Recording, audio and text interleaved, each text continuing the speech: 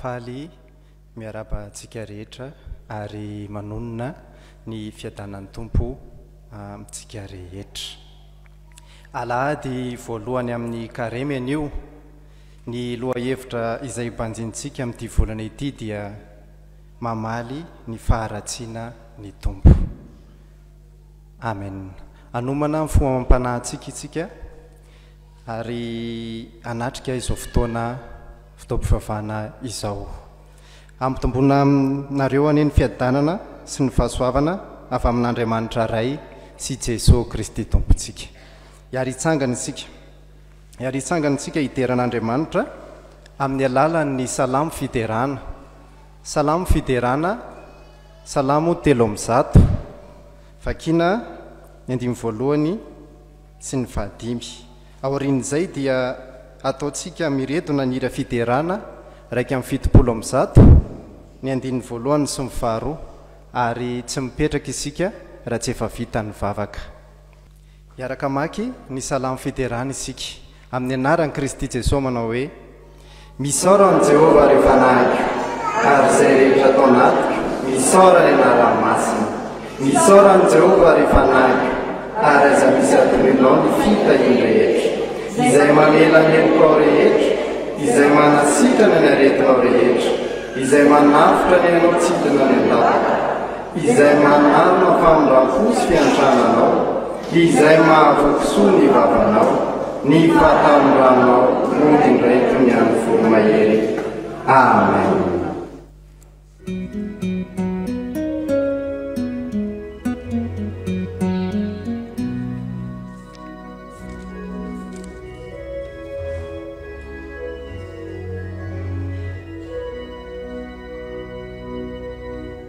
Jesosy panjaka malala, totombo panjakana, mahery sy tsara indrindra, ka izy toarona, meleka ankalazana, tony hery, erakalisina ny tramo. Ni tua magazani,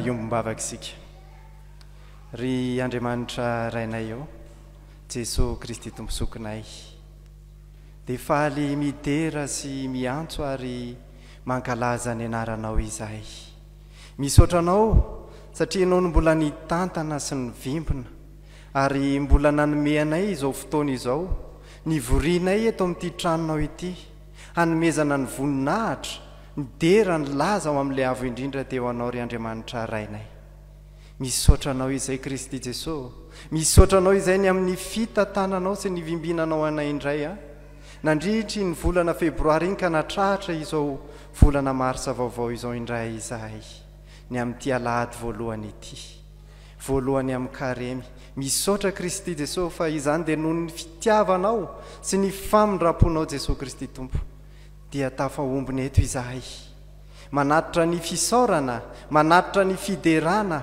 ho an'ilay avo indrindra misaotra Jesosy Kristy Tompo misaotranao izahay fa noho ny fitiavanao no mbola nahatontosa izao fotoana sy hafana indray miara-miompopeo misaotranao satria mbola afaka niara ny derana me voninahitra anao niaraka tamin'ny mpanao salama hoe misaorany Jehovah ry fanahiko ary izay rehetra atao anatiko misaorany anarany masina tsy ho voatanisanay eto ny fitiavanao sy ny fahasoavana izay narotsaka ao taminay tsirairay avy fa misaotra Kristy Jesosy misaotra indreto izay manantona anao indray ny amin'ity fotoana ity mifona eo anatrehanao izay satria tsy tanteraka teo anatrehanao tsy nahatandrina na dia indray mandeha monja tamin'ny didinao sy ny fitsipikao izahay tsy nasahany hijoro ho vavolombelonao izahay fa ianao nefa niteny taminay hoe aza matahotra fa izao no momba anareo izahay nefa dia toa osa toa be fanahina be tahotra ary tsy natoky ny fitantananao izay hoe izano mitantana anareo ny tanany akavana amin'ny fahamarinako mifona aminao izahay mifona aminao izay fa tsy tanteraka mifona aminao izay ny amin'ny ratsy rehetra izay vitanay na tamin'ny fiteninay izany na tamin'ny asa na ireo izay zavatra izay no tanteranay izay tsy araky ny sitraponao rehetra dia hifonanay eo anatrehanao Kristy Jesosy fa taminao dia taminao no nanotanay mifona aminao ary izahay manantona anao eto am-pototry ny azo fijalianao izahay mitondra ny tenanay entinay omboana miaraka aminao eo amin'ny azo fijaliana satria diso izahay ary tsy mendrika akory izay na niantso ny anaranao ary fa nefa ianao nefa niteny fa izay manantona tsy mba ho laviko indrindra mifona aminao izay diovy amin'ilay ranao soa izay diovy amin'ilay ranao izay nalatsaka teo amin'ny azo fijaliana izahay ary mamindrafo aminay dia mametraka fenao am-pelantananao ary ity fotoana androany ity izay Kristy Jesosy fa mino sy matoky izay fa eto ianao manatrika feno izao fotoana izao ianao sokafo ny fofanahanay ary soroaty aty anatinay ny teninao sy izay rehetra ampianarinao anay eto Kristy Jesosy dia hiainanay hivelomanay hitokinay ary ampiarinay amin'ny andavanandrom-piainanay amin'ny anaranao Jesosy Kristy Tompo ny anaovanay izany vavaka izany misaotra Jesosy Kristy Tompo amen miara-mipetraka isika hiroso amin'ny tenin'Andriamanitra isika izao dia mialohan'ny itsanganany mpanompon'Andriamanitra hanao ny hitondra ny 5 minitra dia ataontsika ny hira 7 amin'ny 700 ny 5 voalohany mialohan'ny itsanganany mpanompon'Andriamanitra izay hitondra izany 5 minitra izany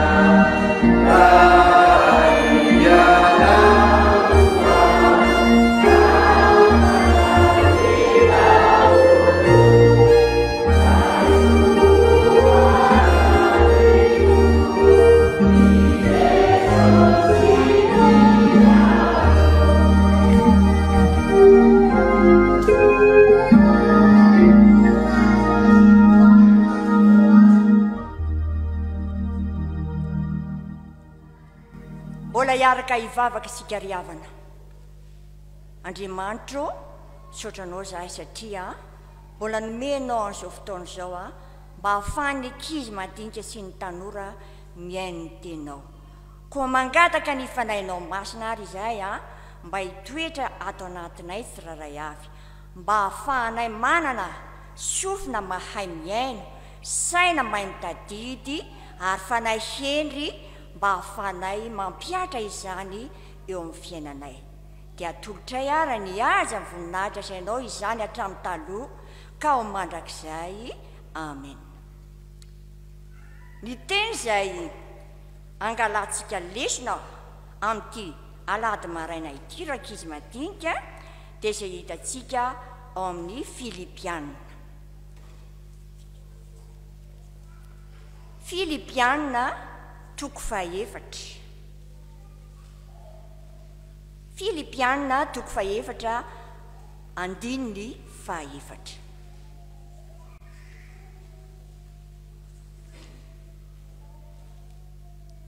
Rehefa hita dia rahantsika mamaky amin'ny anaran'ny Tompo. Ny faliman-takariva amin'ny Tompo. Hoy izao iray ny faliman.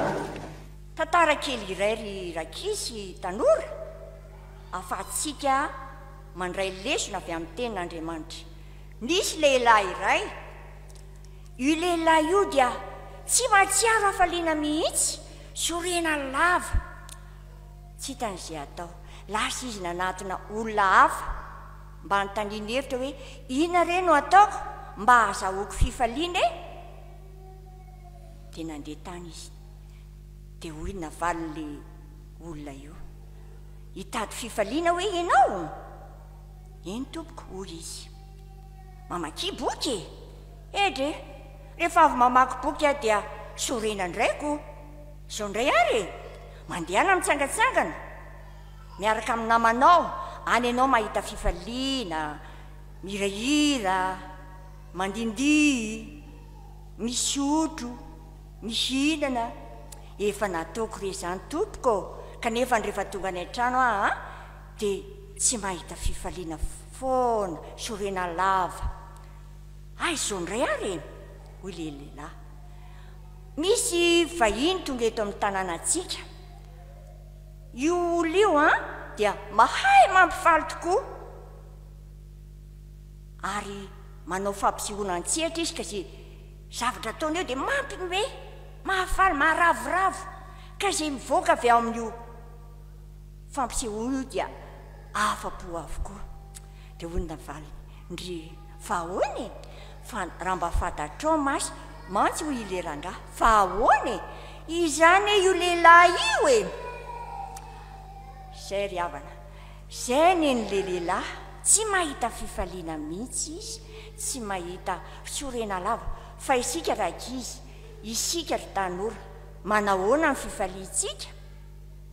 Moa ve mora levona toy ny an'le lehilahy io? Moa ve tsy maharitra?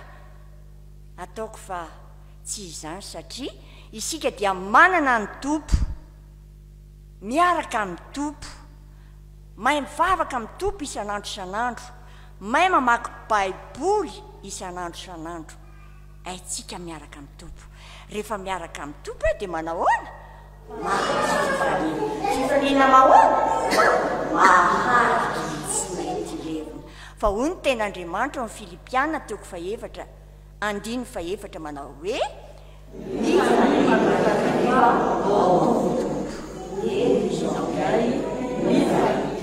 ho an'Andriamanitra irereny voninahitra. Amen.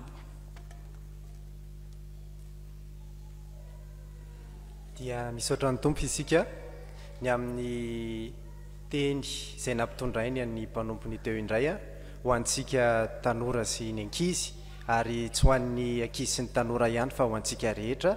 Dia tokony hiaina amin'izany hoe fifalian'ny Tompo izany isika amin'ny fiainana, satria Jesosy Kristy no velona atao anatintsika. Dia tokony ho faly foana izany isika amin'izay zavatra ataontsika. Mialohan'ny ny tsanganan'ny mpanompon'Andriamanitra izay hivavaka sy hamaky ny tenin'ny soratra masina, dia ataontsika ny hira 7 amin'ny 200 ny andininy voalohany sy ny faharo.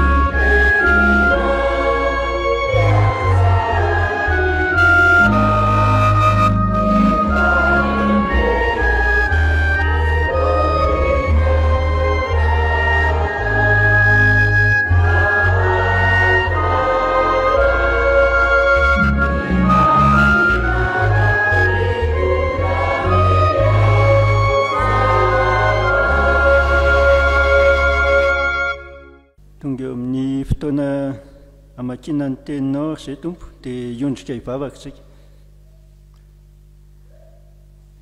Dia misaotra anao zay tompo fa menao izao fotoana izao indray enoina ny teninao. Ny teninao dia faniliny tongotray sy fanazavana ny lalanay ka hitarika anay amin'ity herinandro vaovao ity indray. Izany ary tompo dia apetrakay aminao izay hamaky ny teny. Ianao no anendry ny lelany ka tsisy odiso izay teny vakiana eto. Eo koa ny mpanomponao izay hitondra ny hafatra. Ianao koa no hanome azy ny fanahinao mba hampita ny teninao ka ho tafapaka ny anatinay izany. Ary tsisy ho voalaza afa-tsy ny teninao irery ihany. Izay vahoakanao koa tompo dia mangataka aminao mba hiasanao amin'ny fanahinao ny fosiny sainay ka ho zato eny sy tsy hanapataperana izany hiasany anatinay. Eny ny teninao tokoa tsy hiverina aminao raha tsy ambinina amin'izay nanirahanao azy. Dia izany ary no vavaka ataonay amin'ny anaran'i Jesosy Kristy. Amen.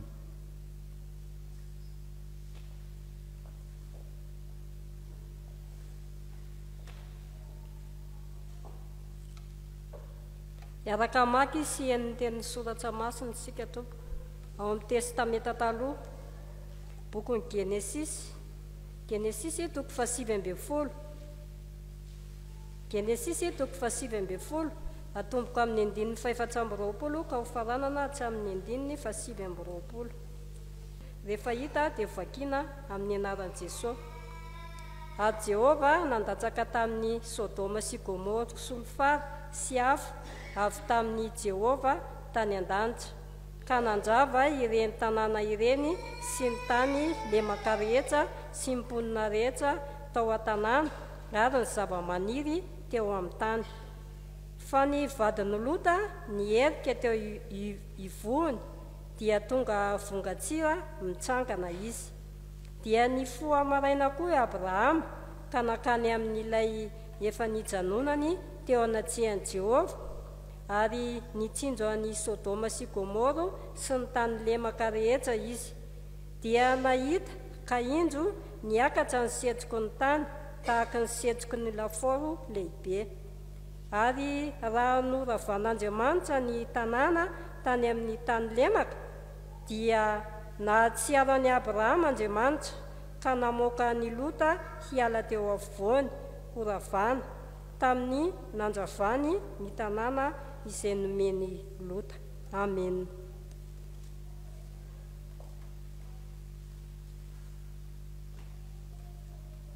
Mbola hotoizantsika amin'ny famakiana ny tenin'ny soratra masina. Izany dia hitantsika amin'ny filazantsara masina araka ny Jaona toko fahadimy andininy fahaefatra amby roapolo ka hatsahatrintsika amin'ny andininy fahasivy amby roapolo. Rehefa hitantsika dia rahantsika mamaky amin'ny anaran'i Jesosy. Lazaiko aminareo marina dia marina tokoa izay nandre ny teniko ka mino izay naniraka no manana fiainana mandrakizay. ka tsy ho elohina fa tafiditra ny ala tamin'ny fahafatesana ho any amin'ny fiainana izy.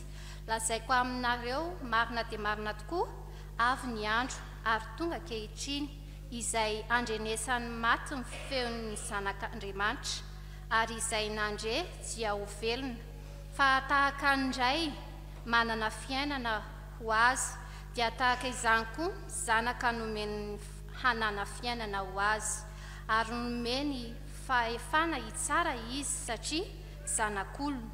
Aza gaga amin'izany fa avy ny andro izay andrenesan'ny olona rehetra any am-pasana ny feony dia hivoaka izy izay manana tsara, izay nanao tsara dia ho amin'ny fitsanganana ho fiainana fa izay nanao ratsy kosa dia ho amin'ny fitsanganana ho fanamailona. Amen.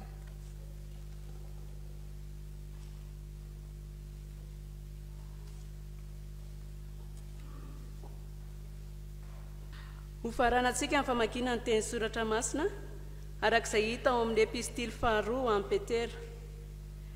Epistily faharoa no soratan'i Petera faharoa toko fahatelo andininy voalohany ka hatramin'ny fahatelo ambin'ny folo. Rehefa hita dia vakiantsika amin'ny anaran'i Jesosy. Ry malala, ity ny epistily faharoa soratako aminareo ankehitriny, ka izy roa dia samy entiko mampifony sainareo madio amin'ny fampahatsiarovana mba hatsiarovanareo ny teny voalaza ny mpaminany masina raha teo sy ny didin'ny tompo sady mpamonjy izay nentin'ny apôstôly ny rahiny ao aty aminareo.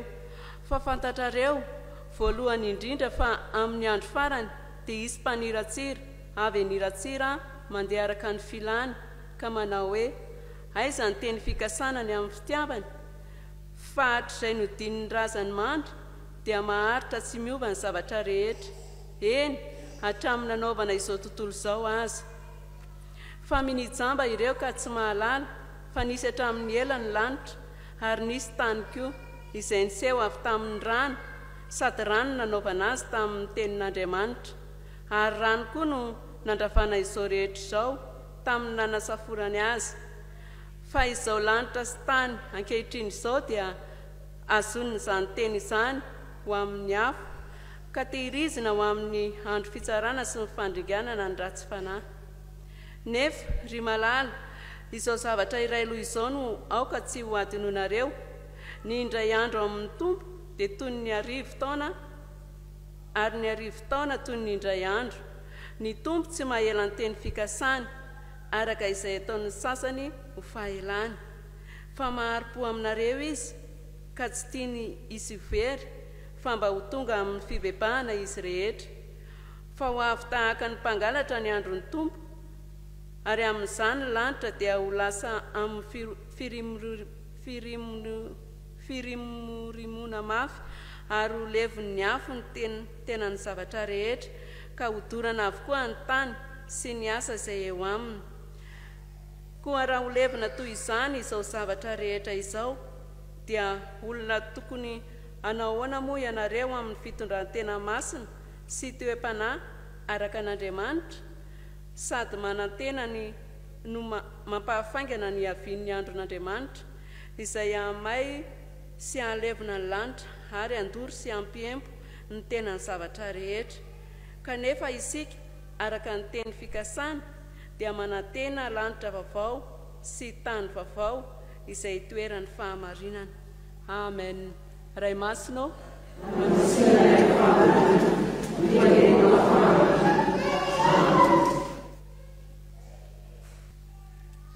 hanomana ny fofana antsika isika handraisantsika ny afatry ny tompo.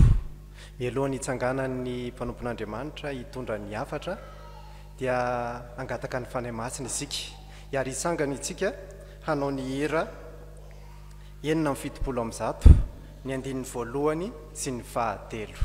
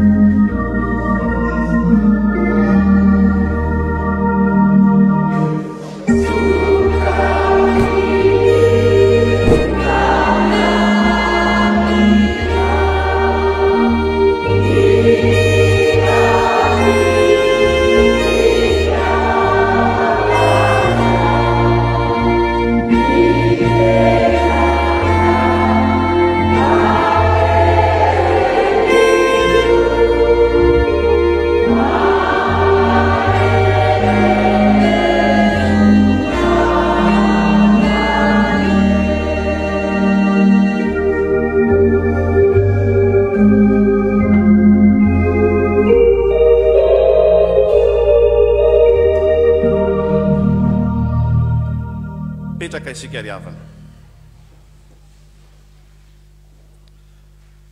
Dia mbola ampitomboana amintsika mandrakarivana ry havana ny fahasoavana sy ny fiadanana avy amin'Andriamanitra raintsika sy Jesosy Kristy Tompo ary ny fampiraisana amin'ny fanahy masina.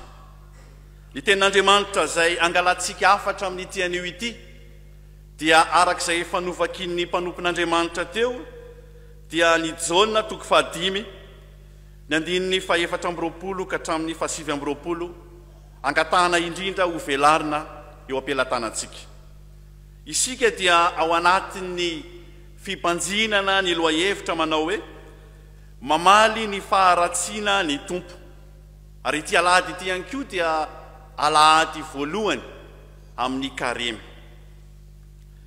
Na dia teo aza ireo fahagagana sy famantarana ary ireo fampianarana lalina izay nataon'i Jesosy Kristy dia mbola tsy nanaiky ary tsy nanaiky azy ho mesiana izy ireo ny jiosy.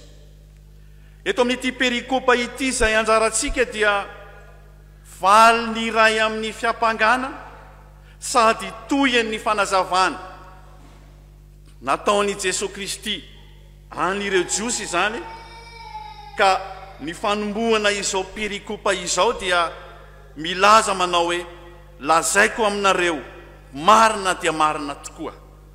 Izany ry havana dia milaza fa misy zava-dehibe tiany Jesosy Kristy ho tsindriana mafy ka tazatsika eto ny mampitsara marina any Jesosy Kristy izay mifandray raha teo amin'ny lohahevitra izay iainan'ny fiangonana dia ny hoe mamaly ny faharatsiana ny tompo. Jesosy Kristy mpitsara marina. Afatra roa na taridalana roa no azontsika iaingana amin'ity filazantsara ny Jaona 5:520 ka hatramin'ny 7:20 ity. Ny afatra voalohany dia hoe Jesosy Kristy mpitsara marina ka manome fiainana ho an'izay mino azy. Ary ny faharoa, Jesosy Kristy mpitsara marina ka mamaly ny olona araka ny asa. Ny afatra voalohany ary dia hoe Jesosy Kristy mpitsara marina ka manome fiainana ho an'izay mino azy. Ny andininy 420 ka hatramin'ny 420 no angalantsika izany afatra izany. Ireo olona manana fiainana mandrakizay ka tsy hoeloina no nolazain'i Jesosy amin'ny hoe mandre ny teniko ka mino, izay manamafy fa asa mitohy sy maharitra izany. Zany hoe izay maharitra mandre sy mino. Noho izany dia tsy mitranga amin'ny fotoana iray fotsiny ny asa fa tsy maintsy mitohy ireo.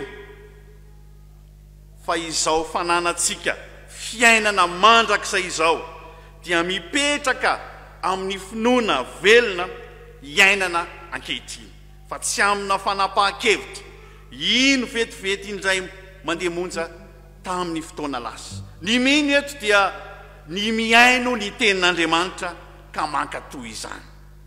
Finoana izay mitarika ny olona tsy ho voaheloka. Nomen'Andriamanitra ny Jesosy ny fahefana itsara, izay mino ny zanaka dia efa mino ny iray satria manaiky fa izy naniraka azy. Manana anjara ao amin'ny iray, noho izany tsy hatraminy ny fanameloana amin'ny andro farany. Dieny ety an-tany amin'izao fiainana izao dia efa misitraka sahady izany fiainana avy amin'ny zanaka tao amin'ny iray izany. Raha voaresy lahatra isika ka nandray an'i Jesosy Kristy ho tompo sy mpamonjy ny fiainantsika dia efa nahazo fiainana. Tsy manan-kery amintsika ny aizina sy ny fahamaizina n'izao tontolo izao. Ary na dia eo aza ny zavatsarotra sy manahirana dia mbola miroso ihany amin'ny fanompona, mifaly ihany amin'ny fanantenana voamaika aza mampiorina bebe kokoa amin'ny finoana maro. Mandalo ny rivo-doza, mitoetra ny aretina, eo ny fahasarotany fiainana, kanefa ireny tsy mahafoana ny finoana izay nomenantsika. Ao am' Jesosy Kristy izany fiainana izany. Tsy fantatra izay mbola tsy nandray azy. Ry havana malala rehetra ao amin'ny tompo, ry fiangonana malala, mampandiny tena ny mijery zava-misy ankehitriny eto amin'izao tontolo izao.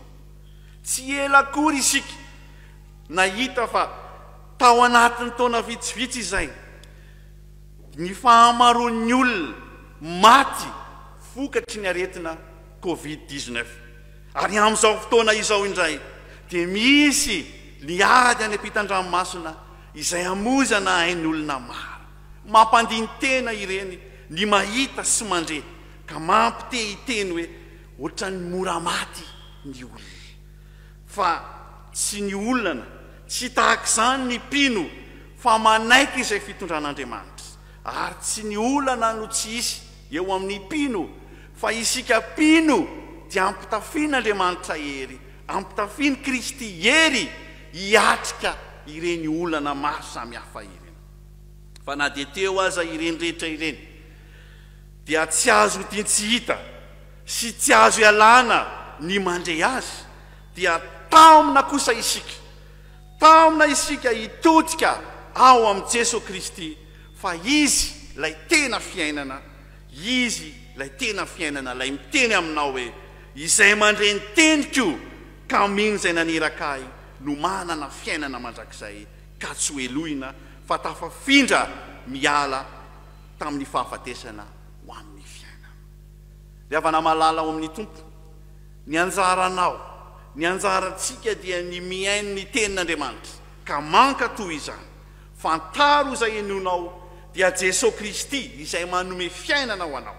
Ny finoana no miazona antsika tsy ho voaheloko, fa izay mino dia miaina ary mankatoa izany tenin'Andriamanitra izany. Fa ny afatra faharoa ry havana amin'ny tian'io ity dia ny hoe Jesosy Kristy mpitsara marina ka mamaly ny olona araka ny asa. Jesosy Kristy mpitsara marina ka mamaly ny olona araka ny asa. Ny andininy fahafito amby roapolo ka hatramin'ny fahasivy amby roapolo no angalatsika izany afatra izany. Nomen'Andriamanitra an Jesosy Kristy izany fahefana hitsara ny olona izany, satria efa tonga olona izy ka niaina sy mahalala ny maha olona. Voatendrin'Andriamanitra ka afaka miaina izy sy mahalala izany maha olona izany. Ao amin'ny Jesosy Kristy ny fahefana izay hitsara, ary tsy hitsara ny velona ihany, fa izay efa maty ihany koa. Marina ny fitsarana, ary tsy misy ho afabela amin'izay nataontsika fa hanadinana antsika avokoa ireny. Raha hijoro eo amin'ny andro farany izany isika dia ho anatrehany, sady izy ihany koa no vavolombelon'ny asa vitantsika. Tsy misy miafina, tsy misy takona eo anatrehany tompo. Ny andininy fahasivy amby roapolo dia milaza manao hoe izay nanao ny tsara, izay nanao ny tsara, dia miorina amin'izay ataon'ny olona ny fitsarana azy, satria ny atao no fanehoana ny finoana ny tena ary ny toe-javatra izay misy ao anaty.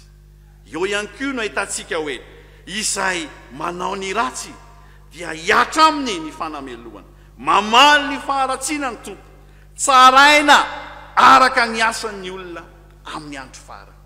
Ry havana malala rehetra amin'ny tompo, maro tokoa ny olona ankehitriny no mbola milona ao anatin'ny faharatsiana, manjeny ny andro lava ka manaram-po amin'izao fiainana izao. Tozary lasa dino fa kay ilay Andriamanitra izay ivavahany dia Andriamanitra mahita sy mandre izay rehetra ataony. Tsarovy anefa fa Jesosy Kristy mpitsara marina ka mamaly ny olona araka ny asany. Amin'ny zavatra rehetra izay atao dia tokony ao an-tsain'ny olona mandrakariva, ao an-tsain'ny olona mandrakariva fa mbola ho tsaraina araka ny asany izy, mamaly ny olona araka ny asan'i Jesosy Kristy ilay mpitsara marina. Koa raha nanao tsara ianao dia tohizo ary miorena aza miova amin'izany finoana izany. Tsarovy anefa fa mamaly ny faharatsiana ny tompo, aza mitoetra amin'izany faharatsiana izany, miala amin'izany fa amin'izao andro-pahavelomana izao no fotoana mety hitodiana ao amin'ny Kristy. Izy ilay mifona ao antsika eo ankavanan'Andriamanitra, efa nientiny teo ambony hazo fijaliana ny fahotantsika, fa raha miaiky ny fahotantsika isika dia matoky sy marina izy ka mamelantsika ho afaka amin'ny tsy fahamarinana rehetra. Fafan'Andriamanitra, fafan'i Jesosy Kristy ny fahotantsika rehefa miaiky ny fahotantsika isika, rehefa mibebaka eo anatrehana isika. Ry havana malala, mampandiny tena tokoa izany tenin'Andriamanitra izany, indrindra amin'izao karemy izao. Andriamanitra mahita ny ataontsika rehetra, ary izany lay Andriamanitra izay ivavahantsika. Jesosy Kristy lay mpitsara marina ka mamaly ny olona araka ny asany. Andeha ary isika anao ny asa tsara izay mahafaly an' Jesosy, ho tia sy hanompo an'Andriamanitra, ho tia ny namantsika, ny akaiky indrindra izao dia ny fijerentsika ny trabona izay misy eto amin'ny firenena. Raha mbola mitoetra amin'ny faharatsiana isika dia ialao izany ka mibeba eo anatrehan'Andriamanitra, mangata amin'ny tompo mba ho avoziny ny fanoloran-tenantsika. Fehan'izay rehetra voalaza ry havana, Jesosy Kristy lay mpitsara marina ka manome fiainana ho an'izay mino azy. Ankatoavy ny tenin'Andriamanitra, mino ny teniny fa ao amin'i Jesosy Kristy zany fiainana izany. Jesosy Kristy mpitsara marina ka mamaly ny olona araka ny asa. Izay nanao ny tsara dia ho amin'ny fiainana, izay nanao ny ratsy dia ho amin'ny fanameloana. Ny voninahitra dia ho an'Andriamanitra irery, fa ny fiadanana dia tononina amintsika tsirairay. Amen. Andesika ry havana hivavaka, hivavaka isika. Andriamanitra, misaotra anao izahay ny amin'ny teny izay nomenao tamin'ity anio ity. Nampianatra anay ianao fa Jesosy Kristy mpitsara marina ianao ka manome fiainana ho an'izay mino anao. Tarianao izay hiaino sy handreny teninao. Tarianao izay ino anao Andriamanitra, ino anao Jesosy Kristy ho tompo sy mpamonjy ny fiainanay. Fa na dia eo raha ny zavatsarotra sy manahirana izay lalovanay, na dia eo raha ny karazana olana maro samihafa izay mianjady aminay, izay mianjady amin'ny firenenay, dia misaotra anao zahay fa nataonao miavaka izahay mpino anao, nampitafianao ny herinao, aizanay miatrika ireny rehetra ireny. Dia misaotra anao zay Tompo ny amin'izany rehetra izany. Fa nampianatra anay ianao fa Jesosy Kristy mpitsara marina ianao ka mamaly ny olona araka ny asany. Misy ny asa tsara, ao ny nanao ny ratsy, kanefa ankehitriny izay dia atao aminao indray hibebaka eo anatrehanao, hifona eo anatrehanao, ka mangatanay ny amafanao sy mba tsy ho tsarovanao intsony izay rehetra fahadisoanay. Amin'izao karemy izao dia mampandiny tenanay izany teninao izany, fa ianao mbola hitsara anay araky ny asanao. Tompo, mitarika ho anay, tarika anay ho amin'ny fibebahana marina izany teninao izany. Ka indreto ary izahay, tario izahay mba ho amin'ny asa tsara avy aminao Andriamanitra. Taomy izahay meo ny tolo-tsaina rehetra avy aminao mba ho amin'izany asa tsara izany no ataonay sy ankasitrahanao. Tompo, vavaka aminao izay ny amin'ny fiangonanao, dia ny fiangonan'i Jesosy Kristy eto Madagasikara, izay manana ny vina hoe votosy filazantsara ny nosy Madagasikara, filazantsara manova ny tantara. Vavaka aminao izahay ny mba hampitafianao hery ny fiangonana, ka hatrarana izany vina izany, ka andre ny filazantsara ny olona rehetra, ary tsy ny andre ihany fa ny filazantsaranao Jesosy Kristy Tompo dia hanova ny tantara eto amin'ity nosina ity, ary tsy eto amin'ity nosina ity ihany fa eto amin'izao tontolo izao izay nametrahanao anay. Misaotra anao zahay ny amin'izany.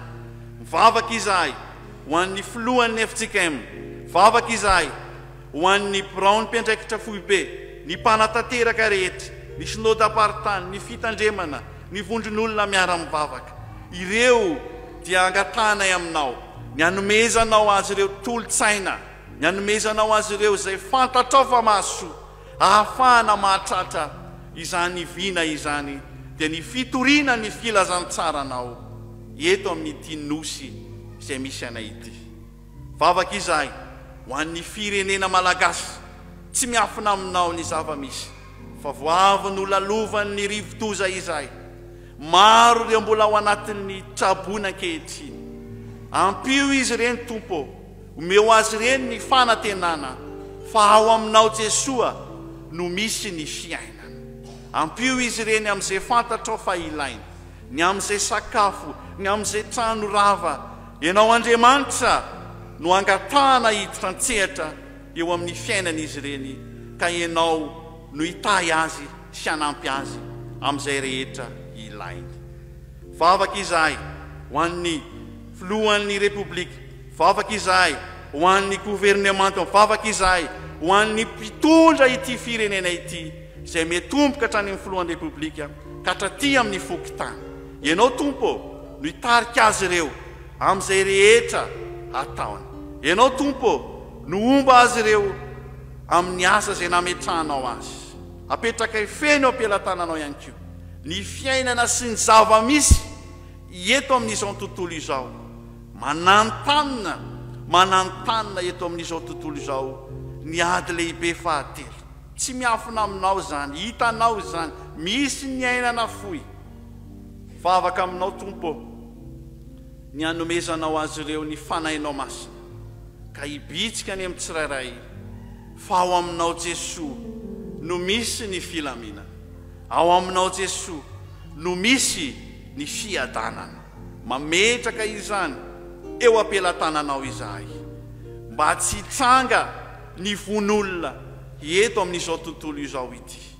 Ianao Andriamanitra no angatahana hiditra an-tsehatra ka hanafoana sy andamina izany rehetra izany. Be dia be ny tianay ambara, fa ho mariky ny fiombonanay dia iombona amin'ilay vavaka nampianarinao Jesoa manao hoe: Rainay izay ratsy, matsina ny lalao, tonga ny fanjakanao, atao any sitraponao, ety atanata eo anay ny nasatronay, amin'ny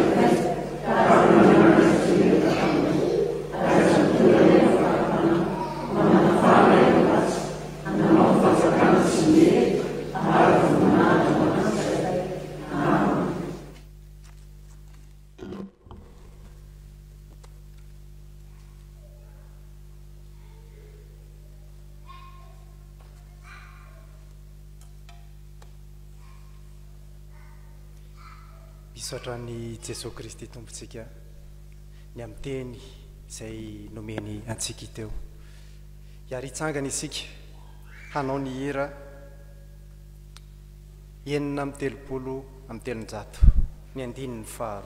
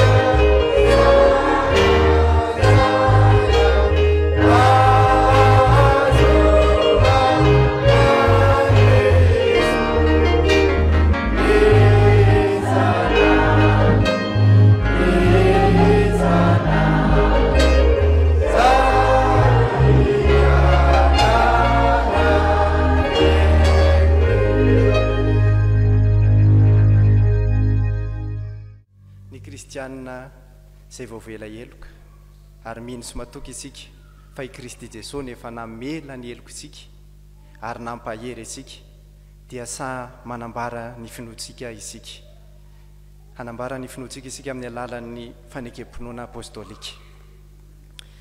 Mino an'Andriamanitra Raisto mpanao lanitra sy ny tany aho ary mino an' Jesosy Kristy zanan'ilay tompony tompontsika izay nitolotolona tamin'ny fanahy masina nateraka Maria Virjiny nijalatra natako nombona tamin'ny ajo fijaliana maty ka naleva nidina tamin'ny fiainantsika nitsangana tamin'ny maty tamin'ny andro fahatelo niakatra ao any an-danitra mipetraka eo arin'Andriamanitra Raisto tsara fekasona mino ny fanahy masinao fiangonana masina manerana izao tontolo izao fiangonana mila masina mifamelan-kely fitsangana ny tenany maty ary ny fiainana mandrakizay. Amen. Miara-mipetraka isika tompoko.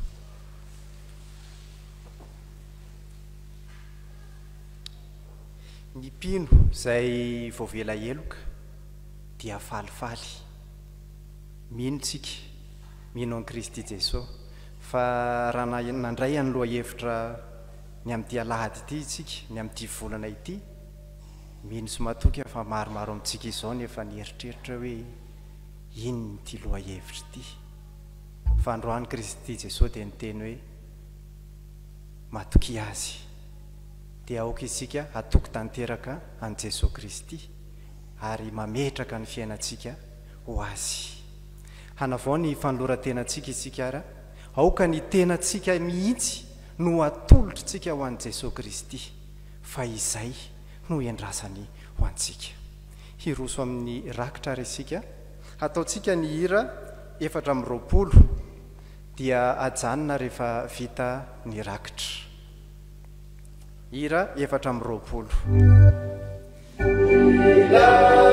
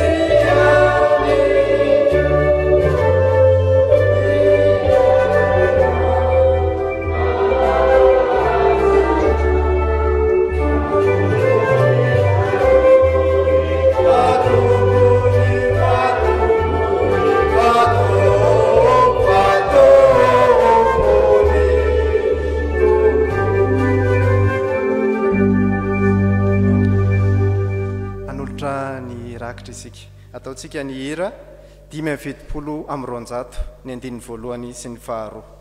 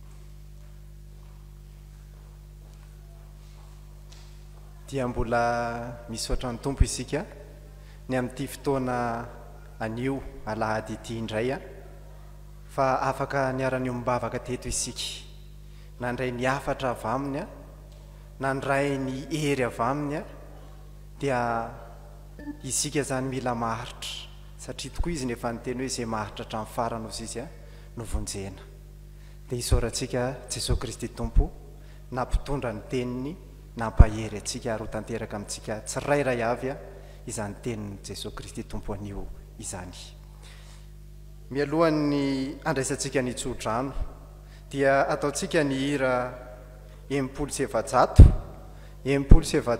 ny andininy voalohany sy ny fahatelo dia mitsangana amin'ny mpanompon'Andriamanitra hanome ny tsodrano miara-mitsangana tsika tompoko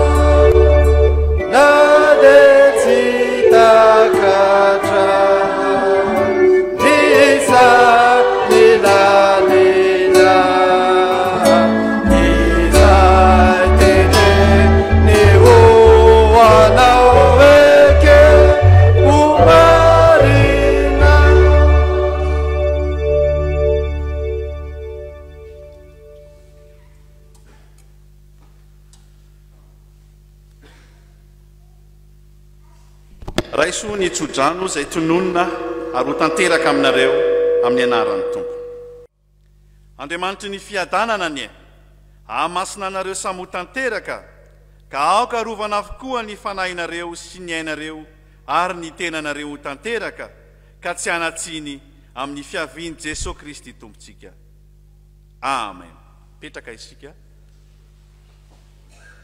manao vavaka mangina ho an'Andriamanitra irery any aneny voninahitra